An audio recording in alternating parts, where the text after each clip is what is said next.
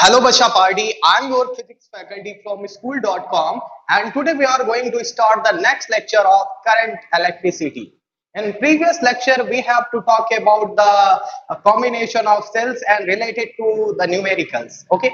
But today we are going to talk about the next topic, that is the electrical energy and the electrical power, okay? आज का हमारा topic है बेटा electrical energy,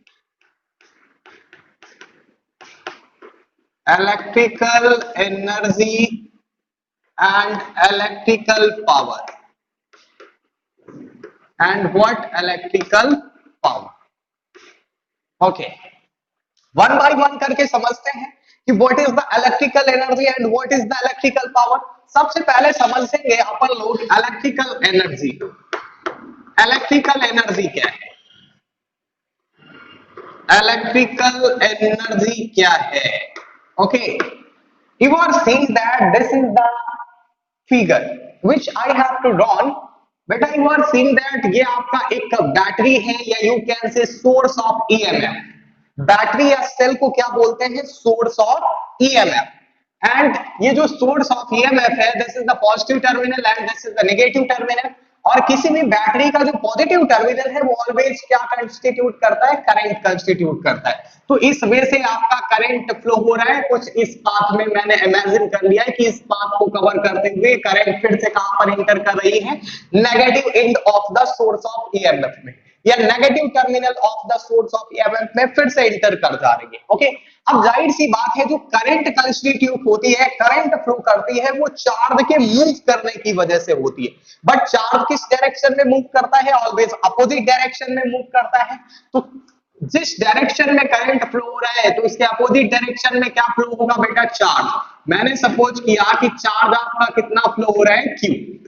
but किस direction में? Opposite direction. जैसे इस direction में करंट तो इसके अपोजिट डायरेक्शन में चार्ज, इस डायरेक्शन में आपका चार्ज फ्लो हो रहा है. ठीक है, ओके, इतनी बात क्लियर है. अब यहां से चार्ज क्या करेगा? चार्ज आएगा, यहां पे एंटर कर जाएगा इस पॉजिटिव टर्मिनल में, इधर नेगेटिव टर्मिनल से जाके इधर एंटर कर जाएगा. अब होगा क्या? चार्ज आके यहाँ पे बैठ गया इधर बैटरी के अंदर या सेल के अंदर या इस सोर्स ऑफ EMF के अंदर. तो फिर तो ये मूव करने वाला नहीं है. ऑटोमेटिक चार्ज की टेंडेंसी तो होती है मूव करने की, लेकिन एक ये पर्टिकुलर पाथ को पकड़ के मूव करे, यानी कि इस पाथ को मूव कर इस पाथ को पकड़ के ये मूव करे चार्ज, ऐसा पॉसिबल नहीं है. ये रैंडमली मोशन कर सकता है. ठीक है, तो हम इस पर्टिकुलर पाथ में मोशन कराने के लिए हम इसको क्या करेंगे? पुश करेंगे, फोर्स लगाएंगे. ठीक है, तो हम क्या करेंगे? ये जो सोर्स ऑफ EMF है, यानी ये जो बैटरी और सेल है, बैटरी और सेल, ये क्या काम करता है बेटा? It pushes the charge. It pushes the charge. ये चार्ज को क्या काम करने का काम करेगा बेटा? पुश कराने का काम करेगा. अब जब चार्ज आपका पुश करेगा तो जाहिर सी बात है चार्ज को पुश करेगा तो charge will start move. Charge आपका मूव करना स्टार्ट कर देगा इस पर्टिकुलर पाथ के थ्रू. ओके, तो यहां पर बेटा पुश क्या है? Push is a type of force. Push is a type of force. And move करेगा तो जाहिर सी बात है कुछ ना कुछ डिस्प्लेस्ड होगा आपका चार्ज. तो this is what? This is the displacement. And we know that in the physics the multiplication of force and displacement is known as what? Work done. इसी को हम लोग क्या बोलते हैं बेटा? Work done. ओके, इतनी बात क्लियर है. तो ये जो वर्क डन हुआ किसकी वजह से हुआ? इस बैटरी और सेल यानी सोर्स ऑफ EMF की वजह से. This is what? This is the source of EMF. इसकी वजह से वर्क डन हुआ. कहां पर वर्क डन हुआ? इस Q चार्ज को फ्लो कराने के लिए, इस Q चार्ज पे. ठीक है, तो यहीं से बेटा डेफिनेशन निकल के आती है इलेक्ट्रिकल एनर्जी की. What is the electrical energy? To the work done to the flow of charge by the source of EMF in maintaining the electric current. किसी भी सर्किट में करंट को मेंटेन करने के लिए, चार्ज को फ्लो कराने के लिए जो वर्क डन करता है सोर्स ऑफ EMF, उसी को बोलते हैं हम क्या बेटा? इलेक्ट्रिकल एनर्जी, या stored in the form of energy, जिसको हम बोलेंगे इलेक्ट्रिकल एनर्जी. ठीक है, तो this is what? This is the electrical energy के फॉर्म में ये हमें पता चलेगा. ओके, इतनी बात क्लियर. यहां से इसकी जरा डेफिनेशन मेंशन कर देते हैं. डेफिनेशन में लिखेंगे बेटा it is defined as, it is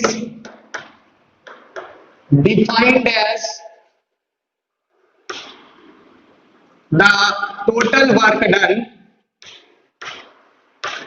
the total work done by the source of EMF,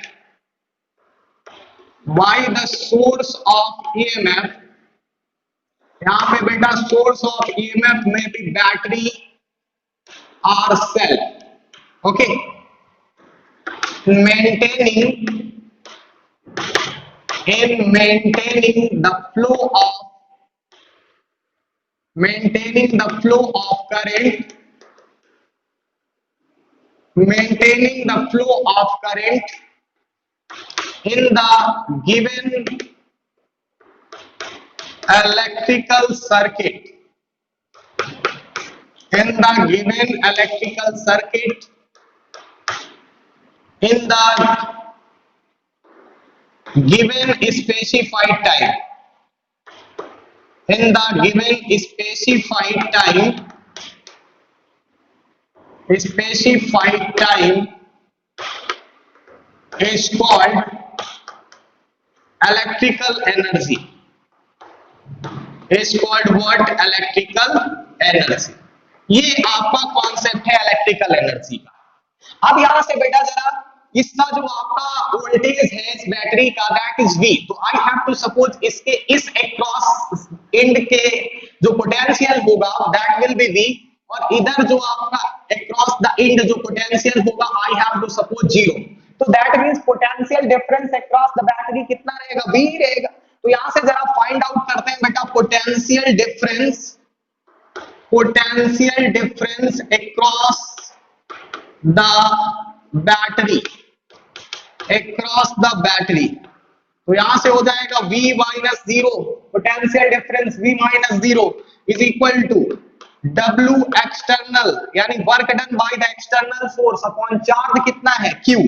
तो इसी को बोलते हैं बेटा पोटेंशियल डिफरेंस, यानी कि जो आपका चार्ज है इस चार्ज में जो वर्क डन हो रहा है बाय द एक्सटर्नल सोर्स, उसी को क्या बोलते हैं? पोटेंशियल डिफरेंस या वोल्टेज। तो यहां से बट बेटा यहाँ पे कोई भी एक्सटर्नल सोर्स तो है नहीं, बट यहाँ पे जो एक्सटर्नल सोर्स का जो वर्क कर रहा है दैट इज द सेल और battery.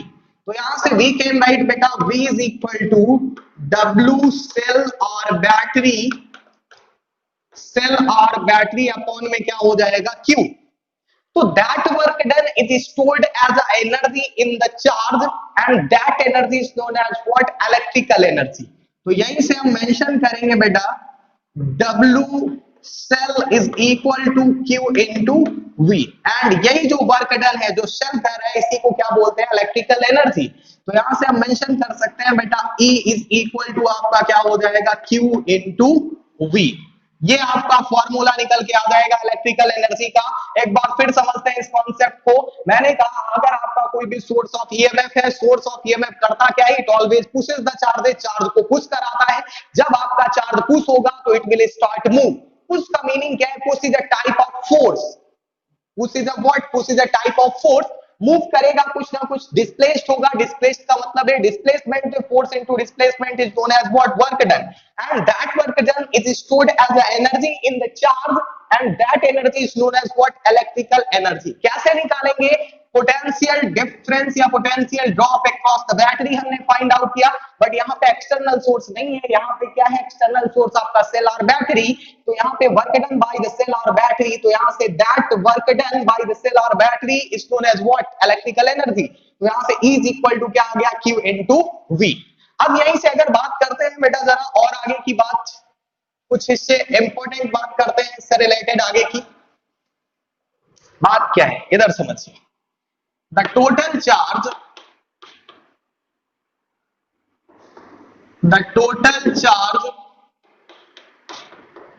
cross the resistor is given by, ठीक है? कैसे? यहां से भी नो दैट बेटा Q is equal to I into क्या होता है? Formula T। ये जो वैल्यू है चार्ज की कहां से क्रॉस हो रही है? रजिस्टर से। फॉर्मूला आपका क्या है बेटा एनर्जी का? E is equal to the Q into V। तो यहां से E is equal to Q की जगह पर हम रिप्लेस करेंगे I इंटू T से। तो यहां से हो जाएगा formula E is equal to V I T. तो ये फॉर्मूला आपका आ जाएगा E is equal to V I T. अगर हम बात करें भाई बेटा according to the Ohm's law, according to Ohm's law, Ohm's law के अगर हम अकॉर्डिंग बात करें तो we know that V is equal to क्या होता है I इंटू R। तो यहां से इस इक्वेशन में अगर हम पुट करें बेटा V की जगह पे I इंटू R, तो we can write E is equal to V I T. ठीक है, फ्रॉम, तो यहां से E is equal to V को हम रिप्लेस करेंगे I into R, I into T already है, then we can write E is equal to what I square R into T. तो आपका ये बेटा आ जाएगा एक फॉर्मूला निकल के। अगर हम यहीं से I इज इक्वल टू क्या पुट कर दे V अपॉन R फ्रॉम कौन सा equation E is equal to V I T, तो यहां से क्या हो जाएगा बेटा E is equal to V into I की जगह रिप्लेस करेंगे V upon R into T, then we can write E is equal to V square T upon what R। तो आपका ये निकल के आ जाएगा फॉर्मूला फॉर इलेक्ट्रिकल एनर्जी के लिए। तो ये कुछ फॉर्मूला हुए, एक बार डेफिनेशन पे जरा फोकस करते हैं। It is defined as the total work done by the source of EMF. वही कहानी, जो सोर्स ऑफ ईएमएफ जो वर्क डन करेगा, जो वर्क करेगा किसको फ्लो कराने के लिए, चार्ज को फ्लो कराने के लिए। और जब आपका चार्ज कंटिन्यूअस फ्लो होगा तो आपका करंट मेंटेन रहेगा सर्किट में। तभी मैं यहां पर लिखा गया है बेटा flow of current, maintaining the flow of current in the given electrical circuit in the given specified time is called the electrical energy। अब नेक्स्ट कॉन्सेप्ट की बात करते हैं। Okay, next topic is what, next topic is बच्चा party electric power. Electric power क्या है, इसको जरा एक डेली लाइफ के एग्जांपल से समझते हैं। आप कोई भी मार्केट से बल्ब लेकर आते हैं, उसमें पावर मेंशन रहता है कि ये 20 वाट का बल्ब है, ये 9 वाट का बल्ब है, ये 100 वाट का बल्ब है। इसका मीनिंग क्या होता है? इसका मीनिंग ये है कि कोई भी जो सोर्स ऑफ ईएमएफ है, like a battery, like a cell या कुछ भी हो सकता है, source of EMF like a battery और सेल, वो पर सेकेंड में कितनी एनर्जी प्रोवाइड कराता है is known as what? Electrical power of that source of EMF। इतना बात क्लियर है? तो यहीं से हम मेंशन करेंगे बेटा, it is defined as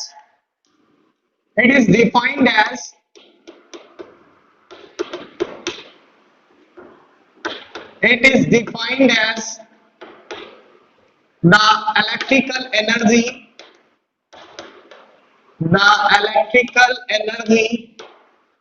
supplied per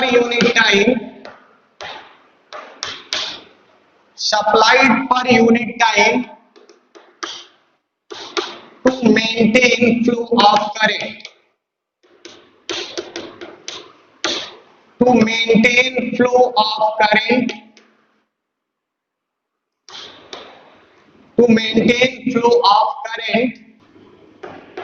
through a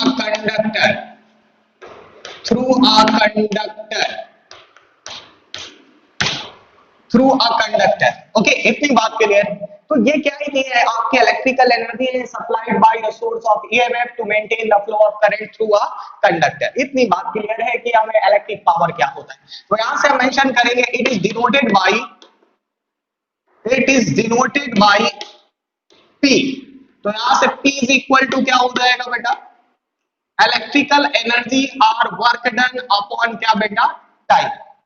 and we know that energy और वर्क डन का फॉर्मूला क्या होता है, इक्वल टू, आपने क्या स्टडी किया, वी आई टी। तो यहां से पावर इज इक्वल टू क्या हो जाएगा आपका, V I T upon T. तो टी से टी कैंसल आउट, तो पी इज इक्वल टू क्या हो जाएगा आपका, वी इंटू आई। इतनी बात हमें क्लियर।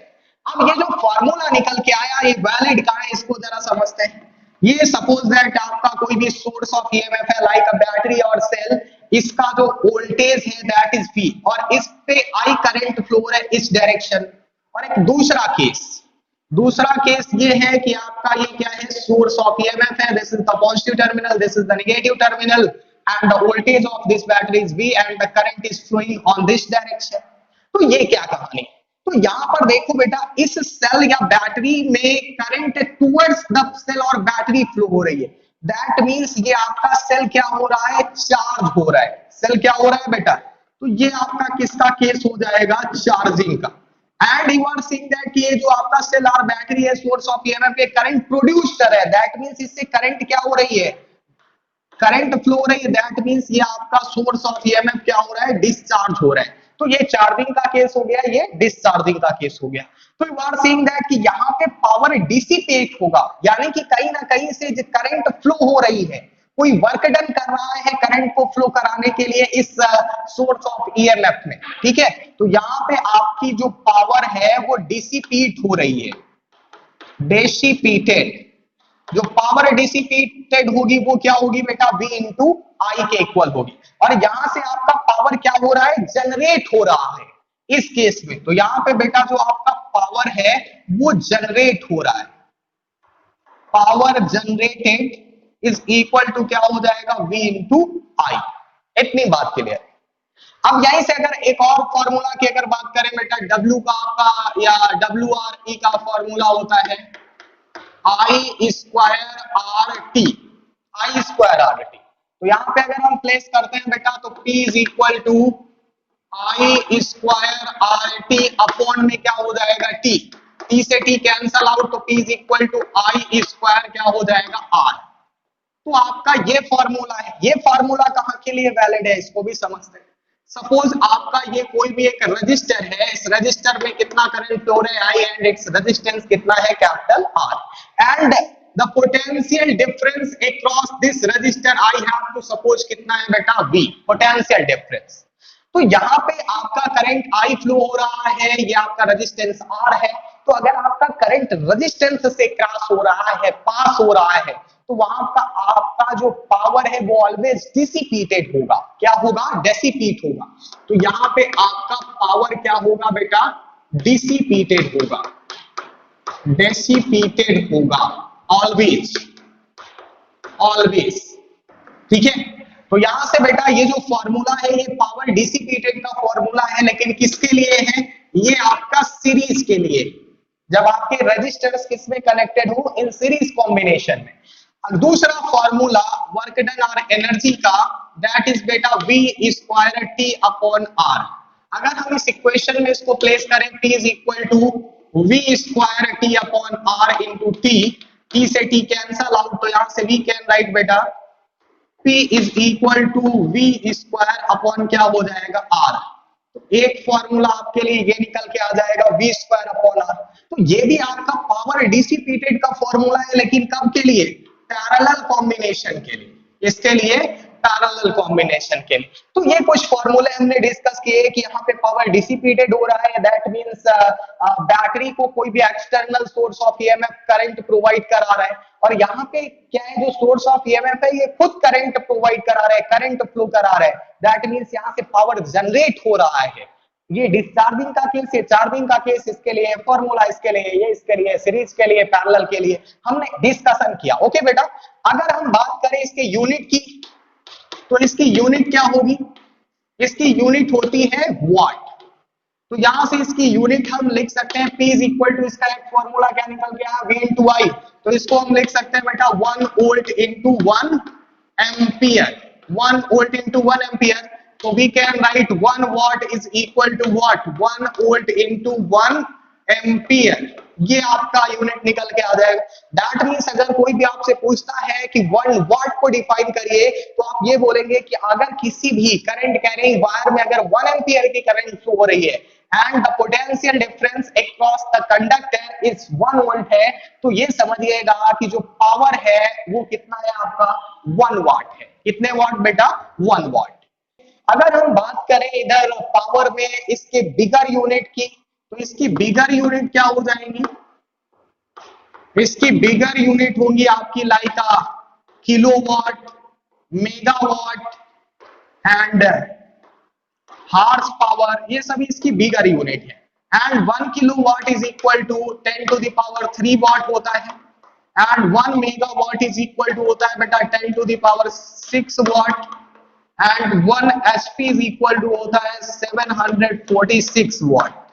ओके, तो ये हमने डिस्कशन किया बेटा about the electrical power.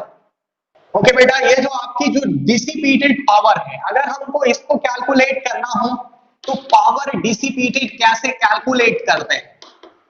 Power dissipated कैसे कैलकुलेट करेंगे? P is equal to formula अभी अभी हमने क्या स्टडी किया बेटा, एनर्जी या वर्क डन अपॉन में क्या होता है, टाइम, एनर्जी अपॉन टाइम। तो यहां से हम इसको लिख सकते हैं बेटा, P is equal to the E upon T, E upon T. अगर ये कब के लिए फॉर्मूला वैलिड है? जब आपका कांस्टेंट पावर हो, लेकिन अगर वेरिएबल है तो उसके लिए क्या कंडीशन होगा? तो हम इसको डिफरेंशियल फॉर्म में कन्वर्ट करेंगे, तो P इज इक्वल टू क्या हो जाएगा आपका, DE अपॉन dt। तो इसको वी कैन राइट बेटा, D is equal to P into में क्या हो जाएगा, dt। अब यहां से टोटल एनर्जी फाइंड आउट करने के लिए हम इसका क्या करेंगे, इंटीग्रेशन करेंगे। तो ये आपका E इज इक्वल टू क्या हो जाएगा, integration of P into dt। And we know that P is equal to क्या होता है, I square R, I square R। तो यहां से हो जाएगा P is equal to integration I square R into dt। अगर पूछ ले पर्टिकुलर टाइम के लिए आप कैलकुलेट करिए क्या बेटा, सॉरी इधर बेटा एनर्जी, पर्टिकुलर टाइम के लिए तो यहां से क्या हो जाएगी, लिमिट 0 टू t। तो ये फॉर्मूला निकल के आ जाएगा क्या कैलकुलेट करने के लिए, एनर्जी कैलकुलेट करने के लिए आपको क्या दे दिया जाएगा, पावर दे दिया जाएगा। ओके ओके बेटा, next topic is the heating effect of current. Heating effect of current next topic है आपका, इसको जरा समझते हैं। When a current is passed through a resistive wire or conductor, then it becomes hot and its temperature is started rising. This is known as the heating effect of electric current, या इसी को बोलते हैं बेटा joules law of heating. But ये समझते हैं जरा इसके पीछे का मैकेनिज्म क्या है, कि अगर किसी भी रेजिस्टिव वायर में या किसी भी कंडक्टर में अगर हम करंट फ्लो कराते हैं तो हीट क्यों प्रोड्यूस होती है, what is the story behind it.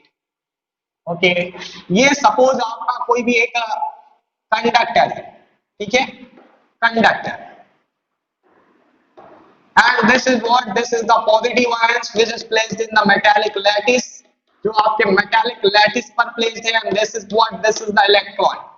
अब यहां से हम क्या कर रहे हैं, इस करंट कैरिंग वायर को या कंडक्टर को कनेक्ट कर दे रहे हैं एक एक्सटर्नल सोर्स ऑफ ईएमएफ से, that is called the battery. This is the positive terminal, this is the negative terminal. अब होता क्या है, generally at a room temperature, at a room temperature,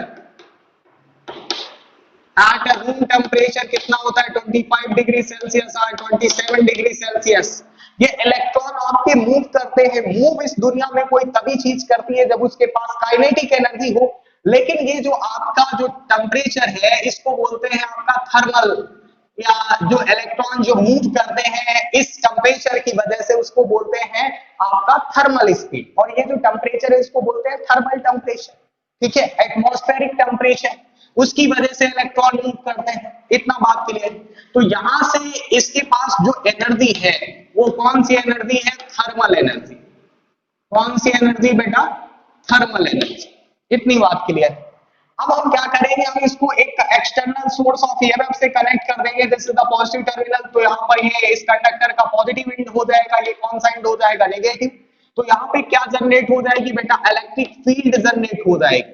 अब इलेक्ट्रिक फील्ड में होता क्या है, ये इलेक्ट्रॉन आपके नेगेटिव चार्ज है तो it will get drifted towards the positive end of the conductor. इधर positive end of the conductor की ओर क्या करेंगे, मूव करेंगे कुछ इस तरीके से। क्या है, positive end of the conductor, तो it get drifted towards the positive end of the conductor. तो यहाँ पे क्या है कि जब ये इलेक्ट्रॉन क्या करेंगे, मूव करना स्टार्ट करेंगे, तो इट विल स्टार्ट मूव किस डायरेक्शन में, किसी भी डायरेक्शन में। किसकी वजह से, सोर्स ऑफ ईएमएफ की वजह से। तो इनके पास क्या आ जाएगी बेटा, काइनेटिक एनर्जी। एंड ये जो काइनेटिक एनर्जी है ये आपकी एडिशनल काइनेटिक एनर्जी। कौन सी काइनेटिक एनर्जी, एडिशनल। ये किसकी वजह से जनरेट हुई है, इस सोर्स ऑफ ईएमएफ की वजह से। ओके, सोर्स ऑफ ईएमएफ की वजह से। अब ये क्या करना स्टार्ट कर देगा, मोशन करना स्टार्ट कर देगा, यानी काइनेटिक एनर्जी आ गई। अब यहां से ये इलेक्ट्रॉन्स किसके साथ में कोलाइड करेंगे, पॉजिटिव आयन से एटम के साथ कोलाइड करेंगे। तो it will collide with the positive ions और एटम। इसके साथ क्या करेंगे, कोलिजन। तो ये अपनी काइनेटिक एनर्जी को ट्रांसफर कर देंगे किसमें, पॉजिटिव आयंस या एटम के साथ ट्रांसफर कर देंगे। तो it will transfer kinetic energy with the positive ions or atom, positive ions या एटम को ट्रांसफर कर दें। तो आपका जो पॉजिटिव आयंस या एटम है, इट विल स्टार्ट वाइब्रेट। तो ये क्या करना स्टार्ट कर देंगे, वाइब्रेट करना स्टार्ट कर देंगे। और जितना ज्यादा एटम का एटम के साथ, इलेक्ट्रॉन के साथ वाइब्रेशन होगा जितना जबरदस्त, उतना ज्यादा टेम्परेचर क्या होगा, इंक्रीज होगा, या उतना ज्यादा यहाँ पर जो काइनेटिक एनर्जी है वो क्या होगी बेटा, इंक्रीज होगी। ओके, ये जो आपकी काइनेटिक एनर्जी है, this is the average kinetic energy, this is the average kinetic energy of atoms और आयन। ये एटम्स या आयन के एवरेज काइनेटिक एनर्जी उतनी ज्यादा इंक्रीज होगी। एंड यही जो आपकी increases kinetic energy of atoms और आयन है, यही आपको इस कंडक्टर के अंदर एज अ टेम्परेचर दिखाई देगी। तो यही बोलते हैं बेटा, what is the heating effect of current, when the current is passed through any conducting wire then it becomes hot and the temperature starts rising. इसी को बोलते हैं बेटा what, heating effect of electric current. तो क्या mention करेंगे बेटा, when electric current is pass through conducting wire या resistor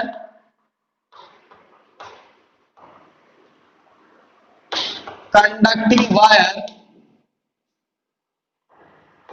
it becomes hot, it becomes hot and the temperature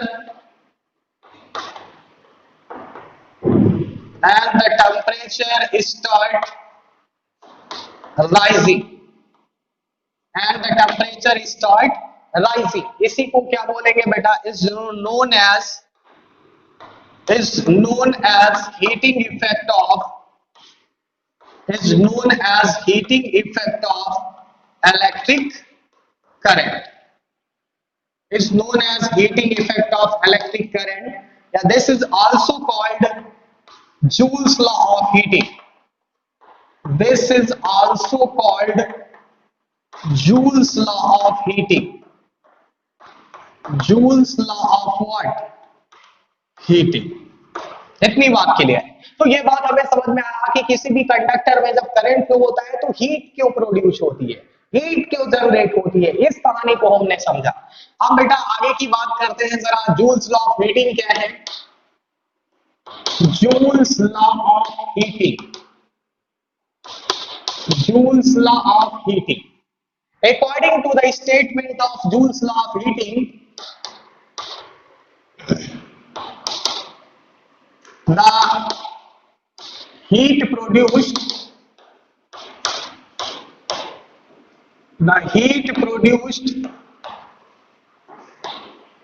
in the conductor, the heat produced in the conductor is directly proportional,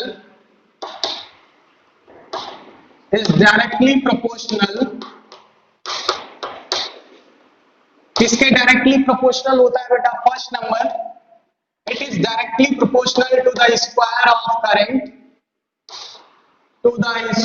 of current, second number, it is directly proportional to the resistance of conductor,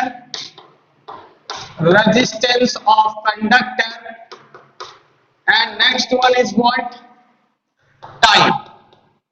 and heat को generally किससे represent करते हैं बेटा, H से। तो यहां से joules law of heating क्या हो जाएगा, इसके बाद आप इधर लिखना शुरू करेंगे जब आप नोट्स प्रिपेयर करेंगे बेटा। तो H is equal to I square R into क्या हो जाएगा, T।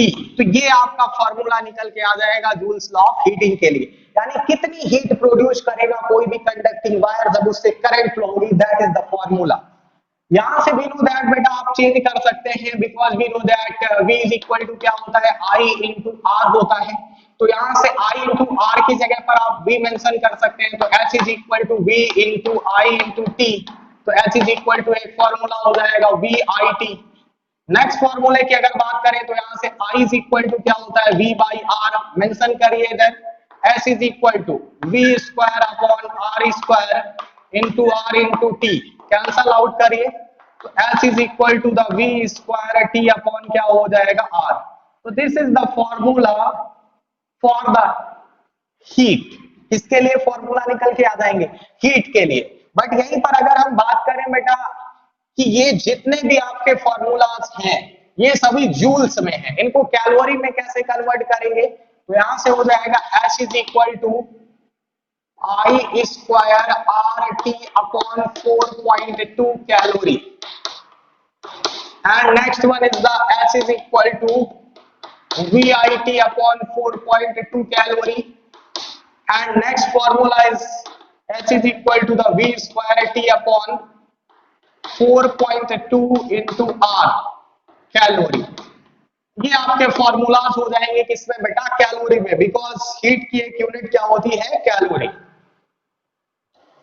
Okay, next topic is the बेटा इलेक्ट्रिसिटी कंजम्पशन। इलेक्ट्रिसिटी कंजम्पशन,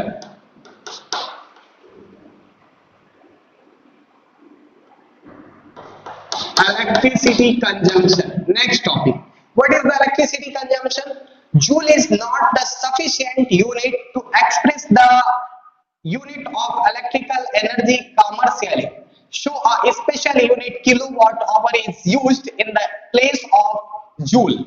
तो what is the बेटा 1 किलोवाट आवर? 1 किलोवाट आवर को हम यूज करते हैं किसकी जगह पर? जूल की वजह पर, बिकॉज जूल एक बहुत ही स्मॉल यूनिट है एनर्जी की। तो अगर बिग अमाउंट ऑफ एनर्जी को कैलकुलेट करना है तो कौन सी यूनिट यूज करते हैं? Kilowatt hour. तो what is the kilowatt hour बेटा? It is the amount of energy, it is the amount of energy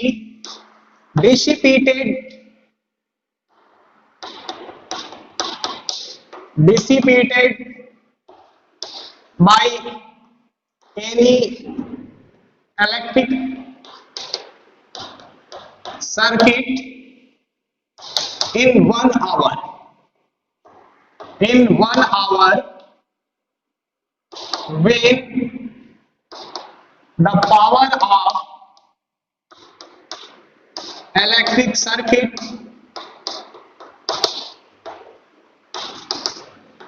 is 1 kilowatt. Okay, यहां से आप 1 किलोवाट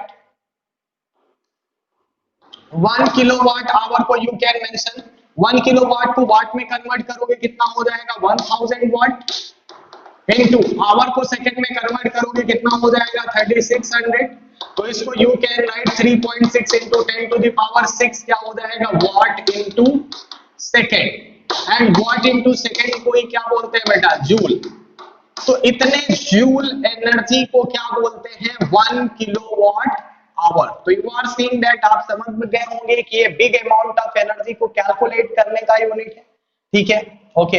अगर आप इसको और मेंशन करना चाहें तो यहां से आप किलोवाट आवर को आपको या यूनिट को कैलकुलेट करना है, यूनिट को कैलकुलेट करना है। वाट को आप क्या लिख सकते हैं? It is the unit of power. Power को आप लिख सकते हैं वोल्टेज इनटू एम्पियर या वोल्ट इनटू एम्पियर। तो यहां से हो जाएगा बेटा voltage in volt into current in what? Ampere into आपका क्या है? Time, time in what? Second upon, upon में कितना हो जाएगा? 1000। तो this is the formula for calculating the unit. Okay, आप इसको रिमेंबर रखिए, इस फॉर्मूले को। नेक्स्ट टॉपिक इज बेटा power consumption. Power consumption in a combination of bulb.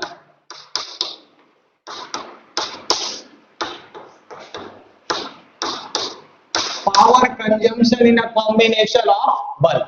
इसको कैसे डिटरमाइन करेंगे? पहले समझते हैं सीरीज कॉम्बिनेशन क्या है। सीरीज कॉम्बिनेशन ऑफ बल्ब,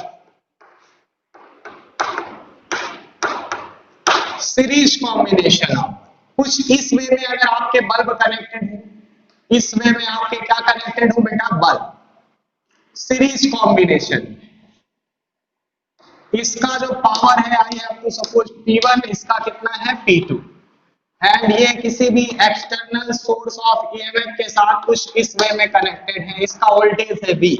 तो यहां से जो आपका जो P टोटल होगा is equal to P1 plus P2 नहीं होगा, ये होगा आपका 1/P1, 1/P2, 1/P1 plus 1/P2। आपका ये फॉर्मूला निकल के आएगा किसके लिए, जब आपके सीरीज में ऐड होगी। ये बात रिमेंबर रखिएगा, मैंने इसको ऐसा क्यों समझाया कि पहले मैंने प्लस लिखा फिर इसको 1/, बिकॉज़ इसका एक रीजन है। आप जब रेजिस्टेंस स्टडी करते हैं ना, तो वहां पे आप पढ़ते हैं R = R1 + R2, तो आप सीधे डायरेक्ट यही सोचेंगे P = P1 + P2 because the bulb are connected in series. But ऐसा नहीं है, यहाँ पे अपोजिट फॉर्मूला यूज होता है जो पैरेलल कॉम्बिनेशन में आप रेजिस्टेंस के लिए स्टडी करते हैं। In the same way parallel combination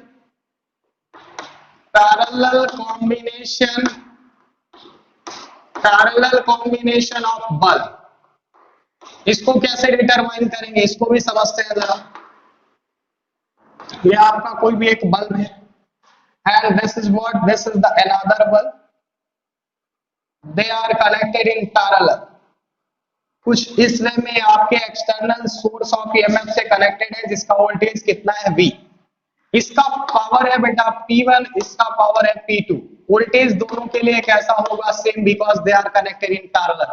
तो यहां से जो टोटल पावर कंज्यूम्ड आ जाएगा तो P total is equal to कितना होगा, P1 प्लस P2। इस फॉर्मूले को रिमेंबर रखिएगा। एंड सीरीज पैरेलल कॉम्बिनेशन के लिए P1 plus P2, series combination के लिए 1/P total is equal to 1/P1 plus 1/P2। आज हमने बेटा स्टडी किया what is the electric power, electrical energy and the